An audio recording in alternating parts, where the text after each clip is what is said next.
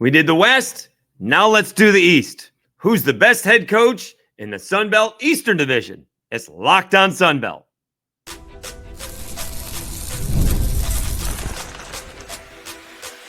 You are Locked On Sun Belt, your daily podcast on the Sun Belt Conference, part of the Locked On Podcast Network, your team every day. All right, Dave Schultz, Locked On Sun Belt, your teams every day. Today's episode brought to you by FanDuel. Right now, new customers can get $150 in bonus bets when your first $5 bet wins. All right, we will get to the Sun Belt East. We will all coaches rankings here in a minute.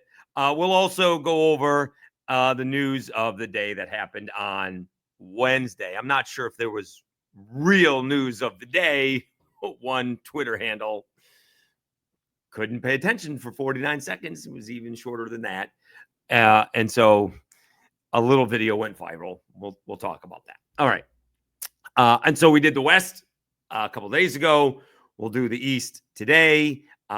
Phil Steele is scheduled to join us for tomorrow. So we are looking forward to that. All right. First year head coaches, obviously, not only are they coaching at their new schools, but they're also first-year head coaches. So we don't know anything about them. They seem to be doing a good job of recruiting. Tony Gibson over at Marshall and Dowell Logans over at App State. So a couple of things here. Tony Gibson comes with a ton more college experience and, according to Wikipedia, a $1 million salary over at Marshall. Dowell Logans has a lot more pro experience. In fact, Dowell has only been coaching college since 21. He was the tight end coach for Arkansas for a couple of seasons, South Carolina for a couple of seasons, and now App State. He's only been coaching college ball for 4 years. He started out with the Titans. He was there from 2008 to 2013, and he was making his way through pro ball. And I was told when he applied for the App State job, he specifically wanted the App State job. He wasn't looking for a college coaching job per se, but he wanted specifically the Appalachian State job. So I think they've done a pretty good job. I think Tony Gibson is in a tough spot. All coaches in their first year are usually in tough spots, but more so with Marshall, with the defending champions, but half his team is in Hattiesburg. All right, including quarterback and some key defensive players. But he's done a good job of, bringing in a lot of good defensive players. They're probably going to have to win with some defense this year. All right, and we're going to see on the other side, does how Dowell Logans does offensively. All right, he's on the offensive side. Tony Gibson is on the defensive side. Dowell Logans on the offensive side. And can he get, I think he's got an LSU backup quarterback in there, and how he can do over there. Got to be a little bit more of a rebuilding at App than at Marshall, as the talent level has fallen off a little bit at App in terms of graduation, whereas Marshall, it just all disappeared due to the transfer portal. But obviously, Tony Gibson for Marshall and Dowell Logans are 6 because, well, not only are they in their first year of coaching their respective schools, but they're in their first year of head coaching, period. So we wish them both the best. We've had Coach Gibson on. We're looking forward to hopefully getting Dowell Logans at Sunbelt Media Days. I'm sure it's going to end up being one of the coaches that I don't get a chance to talk to because I'm going to be half the day for the East there on Wednesday. We can't get to everybody. All right, number 5 is going to be Dell McGee with Georgia State. And this is one of the stranger coaching hires, not him specifically, but just the timing of it when the former Georgia State coach took off and ended up being the South Carolina tight end coach. He had enough of the transfer portal and the NIL, plus his family was still in South Carolina. So the timing of it was tough because spring practice had already started. They had already 2 spring practices under their belt when they called a 30 and they hired Dell McGee. So they had to put spring practice on hold while they hired Dell McGee. He went and got a staff. They had to go get the portal. They had to do a whole bunch of stuff, and that put him behind the 8 ball, of course. Well, when you know it, they go out and they beat Vanderbilt, which at the time we didn't really think it was all that big of a deal. Turns out that was a bigger deal than we thought. Unfortunately, they did not really build on that victory. They did get, I thought they got one more nice victory in there. They did beat, surprisingly, they did beat Texas State last year, 52-44. They revamped the coaching staff, a little bit more time. I won't say effort, but more time to put into it and thought behind who they could get. Obviously, when you're hiring a coaching staff and spring ball has already started, the people who are coming with you you're going to be limited in that respect. When you can do that at the end of one football season, now you're open to many more people who could be interested in coming. They have the number one recruiting class. Again, we'll see. That number one recruiting class is going to take a little bit of time to get on the field. And so we will see how long it takes for them if they last. I think Dell McGee did a pretty good job last year in a tough spot. I'm not looking for them to contend this year. If they do, that would be a tremendous job. I would look for them to be, I don't know about trying to contend for a bowl game. That's what I want. I want to see them be where ULM was last year and try and get close to that bowl game. That's what I'm looking for. I would look for them to get to a bowl game / contend in 26. But I want to see that market improvement where, kind of like Troy was at the end of last year, we're looking at a tunnel. We're seeing a tunnel. We see the light. All right? That's what I want to see. I want to see them competing because I think, let's look at some of these scores. I don't think they were competing in some of these games. I mean, they got blown out by James Madison. I don't think that's all that bad. I mean, some of these games aren't bad. Some of them are close. Some of them are not. They lost after they beat Vanderbilt. They lost to Georgia Southern 38-21. Not great. They lost to Old Dominion 21-14. That's not bad. They lost to Marshall 35-20. They lost to App 33-26. They lost to UConn 34-27. UConn pretty good. That's Mora, right? That's Jim Mora Jr. They got blown out by James Madison. Arkansas State, they lost 27-20. So they have some close losses here. They did lose to Coastal 48-27. They got that win against Texas State in there. So we're looking for 5 wins, maybe 6. That is not necessarily going to be easy for Georgia State and Dell McGee. All right, let's take a timeout. All right. We will come back and we will go over the next 2 coaches. All right. We had 2 in there at the same time. So that eliminated one of the spots we usually have.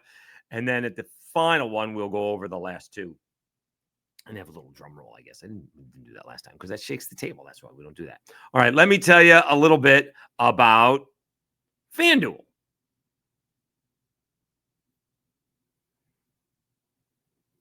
Summer sports are in full swing, and whether you're all about baseball under the lights, golf on the green, or high-stakes soccer action, FanDuel is the best way to make every game even more exciting. You're already following the action. Why not make it a little bit more thrilling? With FanDuel, you get in on the game while your friends are getting sunburned at the beach. I've been using FanDuel to track my favorite matchups, and the app keeps it fresh with new daily promotions and fun ways to bet. It's easy to use, fast to pay out, and makes even regular season games feel like must-watch events. Whether I'm placing a same-game parlay or watching a bet ride into the 9th inning, FanDuel makes it feel like I'm part of the action. New to FanDuel, new customers can bet just $5 and get $150 in bonus bets if your first bet wins. Open FanDuel app today or visit FanDuel.com to get started.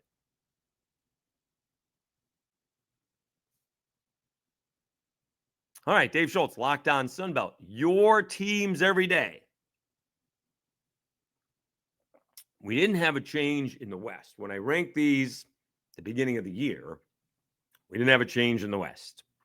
We do have a change in the East. I'm going number 4. I'm going Tim Beck, Coastal Carolina. I think Tim's done a pretty good job. The world changed like it had for all of these coaches. Tim is a lot like Tony Gibson. Ton of assistant coach experience And then all of a sudden, he becomes a head coach, and the process changes. NIL and portal. All of these plans that he had to become a head coach changed, poof, overnight. I can't build a program. I can't take a couple of years, get the quarterback that I want. It's year to year to year. He's done pretty well. All right. Tough spot last year when his quarterbacks all leave.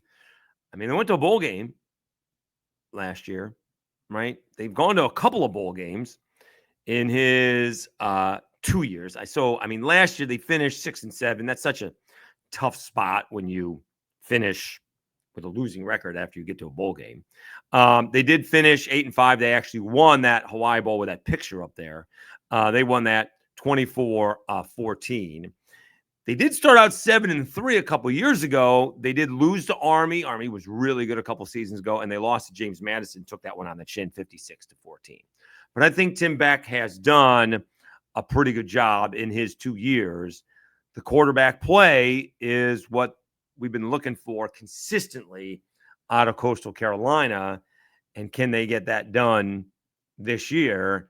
And it's kind of that situation where you kind of need that quarterback play for more than 1 year. And I think he's heading into year 3 with the third year quarterback. All right. Yeah. It was Grayson McCall year 1. Grayson got hurt. He even tweaked it for Grayson, and then went back to what Grayson was good at. And then Grayson got hurt. Then we went to another dual quarterback situation that didn't work out. Then both those quarterbacks left. And I will say it was pretty amazing. I mean, they lost that bowl game 44-15. And the quarterback, I'm not sure if he's still there, Tad Hudson. All right. Tad Hudson was 17 out of 26. That's a complete stats. That was the ball game. That's the only game I guess he played. 17 out of 26, 173 yards, 2 touchdowns. So those numbers aren't bad. All right. The score stinks, 44-15. All right. But Tad Hudson stood there in the post-game press conference and answered every question. Like he had played every snap and didn't have like 2 or 3 weeks to prep for the game. Right? I mean, he took it like a vet. Nobody on his team was going to blame him. His coaches weren't going to blame him. His teammates weren't going to blame him. But he just put it on his shoulders. And if he's the quarterback for this year, his teammates are going to rally around him. I mean, he's like, I got to do a better job. We got to do a better job. I was given an opportunity, didn't take advantage of the opportunity. And whatever it was, 10, 15 minutes, he stepped up and he answered all the questions. And that's impressive for somebody who didn't necessarily have to do that. But, he could have even volunteered to do it. I'll go do it. I'm the quarterback. Right. And so that's going to win you a lot of friends really quickly because everyone knows what kind of tight spot you're being put in there when you haven't played, hadn't taken a snap all season. And now you're put in a tough spot when you're trying to win a home game. That was the Myrtle Beach Bowl. That's a tough spot for Tad Hudson. So he won a lot of fans in that locker room last year. That's for sure. Let's see if he's still there. I mean, is he still there? It looks like he's still there. Let me see. News. Is he still there? No. Let's see here. Overview. I can't. I'm going back. Well, this is just the roster from last year. I guess we can. There's nothing to click outside of following him. Coastal Carolina roster, I guess. Do I get to go to the roster? Tad Hudson. Oh, he's still there? Yeah. It still says freshman. All right. We're getting the play. We're getting the bowl game. Play that. All right. Number 3. And this would be a good example of where that coaching and that quarterback play have to come in. And I'm going to wonder, technically, is he the old man, so to speak? of the Sun Belt. Longest tenured coach at one school is Ricky Rahne, and I got him ranked 3 in the Sun Belt East. And let's not sugarcoat it. It's win now or else. All right. And he's got to contend. He's got Colton Joseph. And they got to contend in the East. All right. This is the year. They've got an electric quarterback. They did not play in 20 in COVID, but he's entering is it year 6? It's definitely year 5 for him. But they didn't play at all in 20. All right. 21, 22, 23, 24, 25. So it's year 5, but he was hired in 20. So he's the longest tenured coach in the Sun Belt.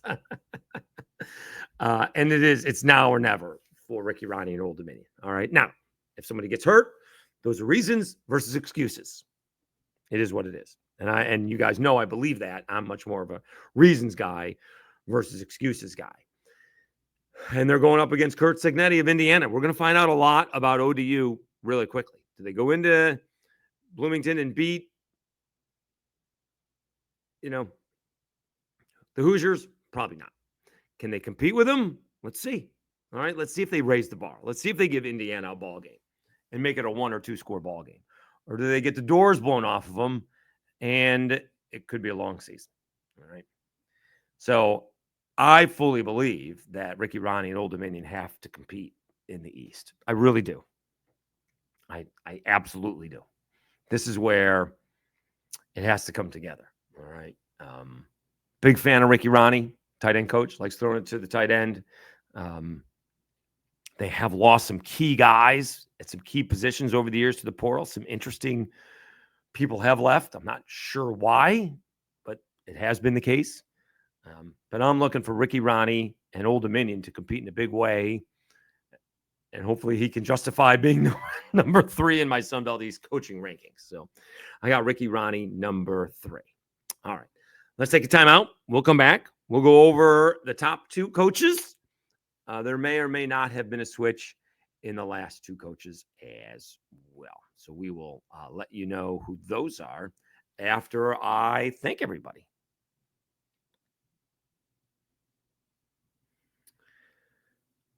All right, what are we up to? 2,225. Another video that goes viral, not because of me, technically, but I appreciate it.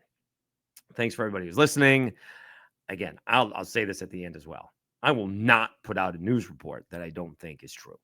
All right, I don't get anything for the clicks. I get something for you guys watching the podcast, obviously, but there's no links to click. So for people who say I'm doing this for the clicks, I don't get anything for that. I get something for the podcast.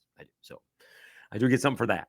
But for those videos that I put out, I don't get anything for that. If you can teach me how to do, I will appreciate that. But I would never do anything like that. I know the thumbnails can be a little clickbaity, but that's the idea, to get people to click on the Sunbelt podcast. But that's something a little bit different. But I appreciate it. Please subscribe. Apple Podcast. Spotify, it is all appreciated. We're going to be, watch this, we're going to be really close to 2,500 subscribers. It's going to be close. And admittedly, maybe I've just figured, after 2 decades of doing this stuff, how to do Twitter/X. But I'm going to be close to, we're going to be close to 7,000 followers, which doesn't sound like a lot. I don't think I should be sitting here at 25.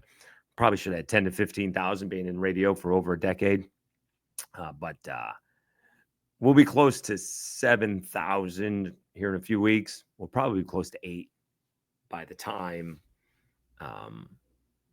the season starts. That's just the way it happens. All right. If some teams join, we'll get some new followers, but it is what it is. All right. Again, thank you so much. Really appreciate it. Who are the top coaches in the Sun Belt East?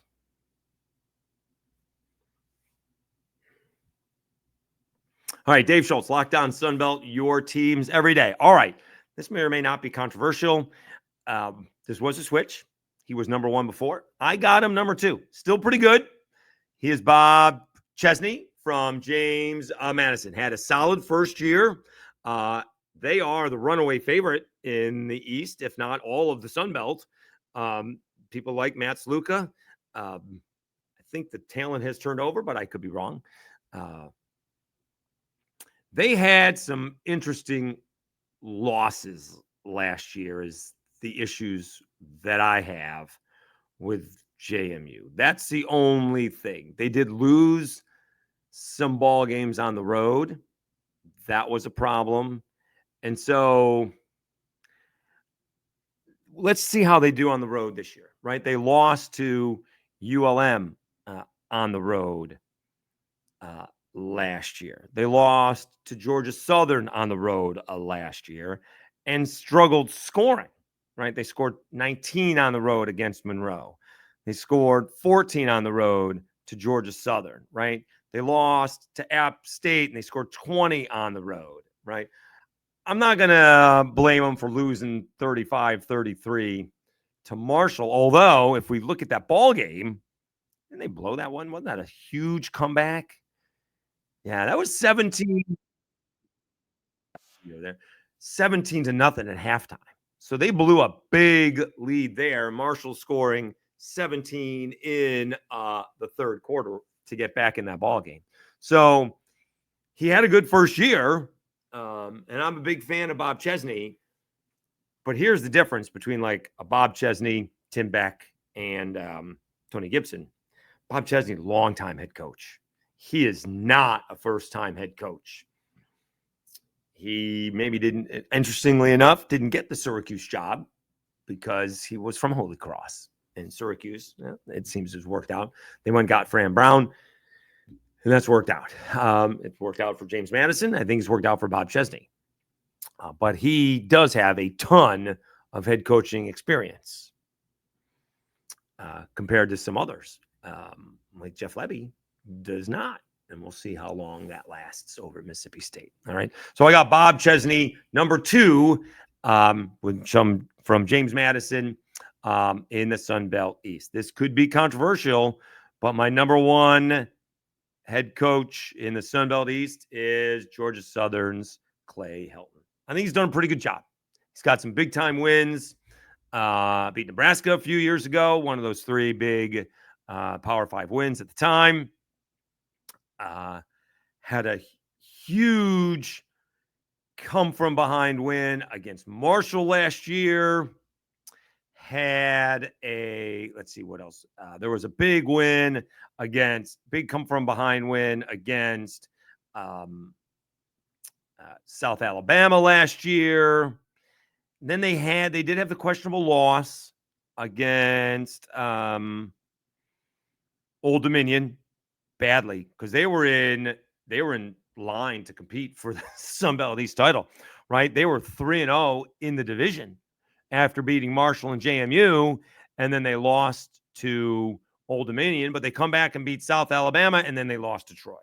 So they have some questionable losses as well. But they bounced back with wins against Coastal and App, and then they lost a tough game to Sam Houston. That's where J.C. French throws the 4 interceptions. All right. Was that the 4 interception game? And they still only lost that game by five games, right? So J.C. French had a bad ball game. Okay. It happens. I think Clay Helton's done a pretty good job. But again, for me, high expectations for Clay Helton and Georgia Southern. Got to contend in the East. You got to contend. I mean, there are 3 teams that I think are head and shoulders above everybody else in the East. There's only room for 1. James Madison, Georgia Southern, and ODU all have to contend in the East. So Clay Helton, I think, has done a heck of a job. That's the opposite of Dell McGee. He got hired like at the end of October one year, beginning of November. He had a month to prepare for the season when he got hired because he got let go at USC early on, and he got hired before the season was done.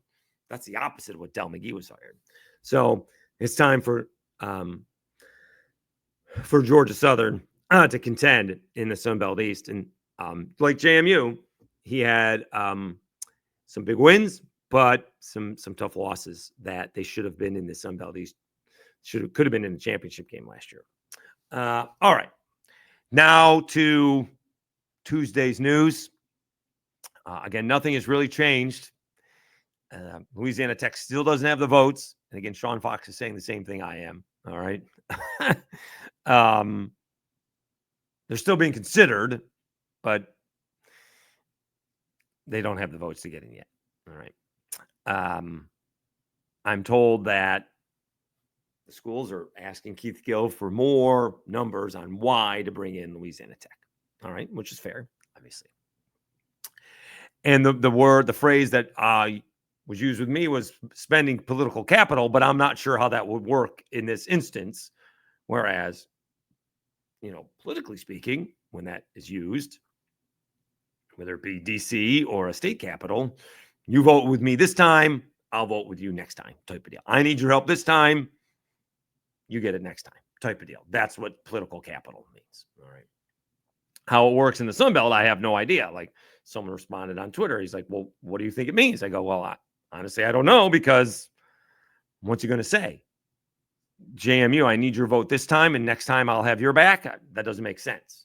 So I don't know. Where it got misconstrued, and again, it's not a 10-minute video where someone is not going to listen to the whole thing. It's 49 seconds. So what I said was, La Tech is being blocked. All right.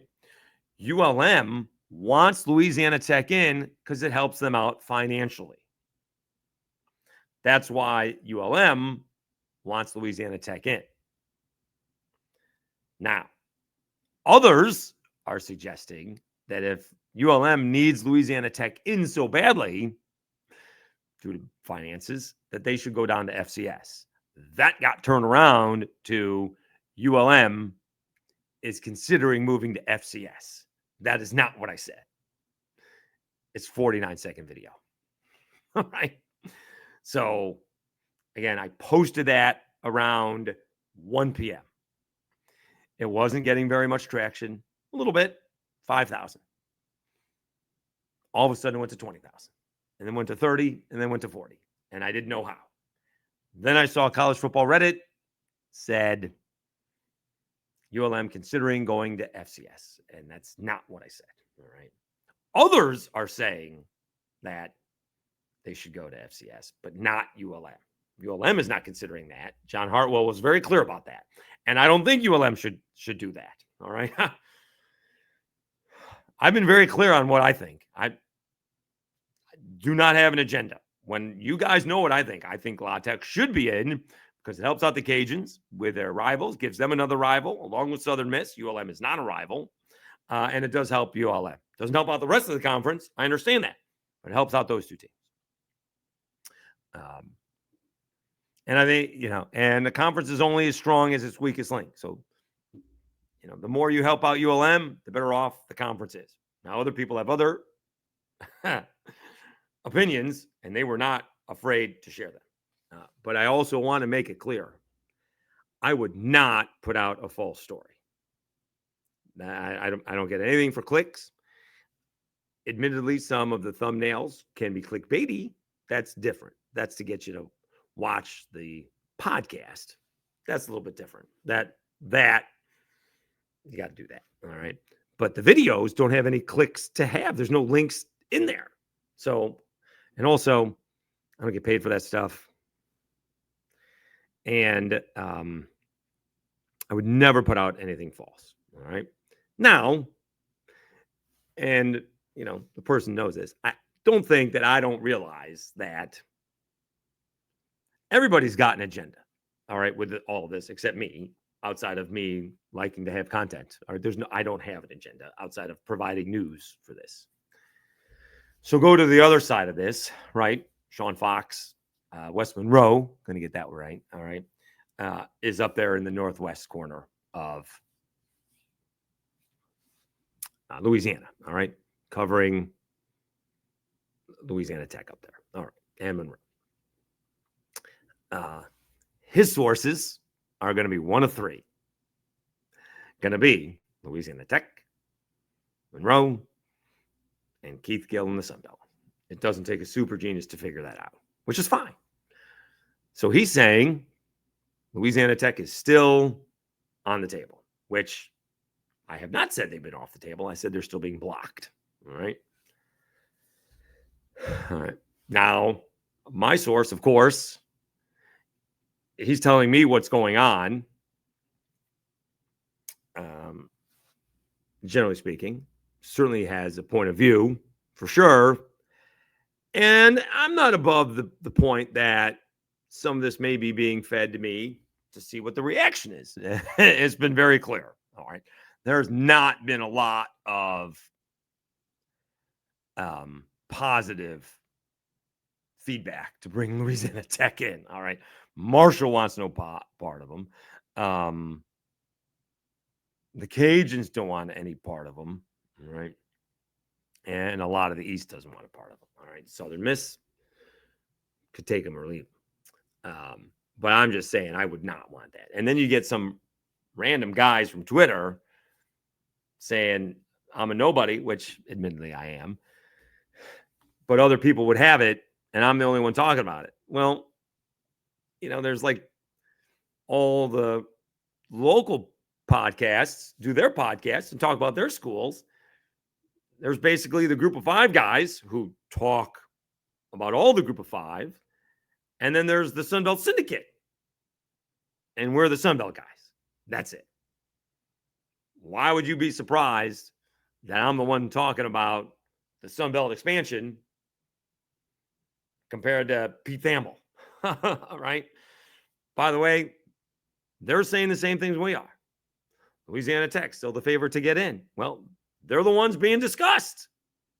So far, they're the only ones because they're the only ones who have, that we know of, want in. We haven't heard anybody else who wants in. At least I haven't. No. But I just wanted to make all of that clear. We're all basically saying the same thing. Nothing's changed in the better part of 3 weeks to a month. And I also just wouldn't put out any false stories. I don't have any use for that. Doesn't help me out. As far as I know, everything that I'm putting out is true. Does the source have a little bit of an agenda? Maybe. All right. I think they all have agendas. But I would never put out anything knowingly false, but not above the idea that I may be being used for fan reaction. So we'll see about that. All right, so we'll see what happens. Again, just the way this has been going, I do not think we're going to get anything done here in the next 2 weeks. If Keith Gill's putting numbers together, he may be getting those numbers together for Sunbelt Media Days. And they could be having, won't probably be a private dinner. There's probably something going on socially Monday night, but maybe they get together. Maybe they get in there on a Sunday night and they do it beforehand. Who knows? We'll see. All right. So the schedule is Phil Steele on Thursday. We'll figure out what's going to happen on Friday later on. And then the plan is to do a Sunbelt Media preview, Sunbelt Media Days preview with the Sunbelt Syndicate guys on Monday. And so we can let that lather for about a week before I get down there to New Orleans. All right. Thanks so much for tuning in. It's going to be a lot of fun for the next couple of weeks. That is for sure. It will not lack content. All right. I can't believe another 100,000 video views. I wish I was getting paid. Can you imagine just like a dime? It would be great. I am not getting paid for the people who are viewing my videos. At least that's not the ones that I post on social media. I get a little bit for the podcast. All right. Thanks so much for tuning in. You are listening and watching Locked On Sunbelt, your teams every day. Have a great Wednesday, everybody. We'll talk to you again on a Thursday.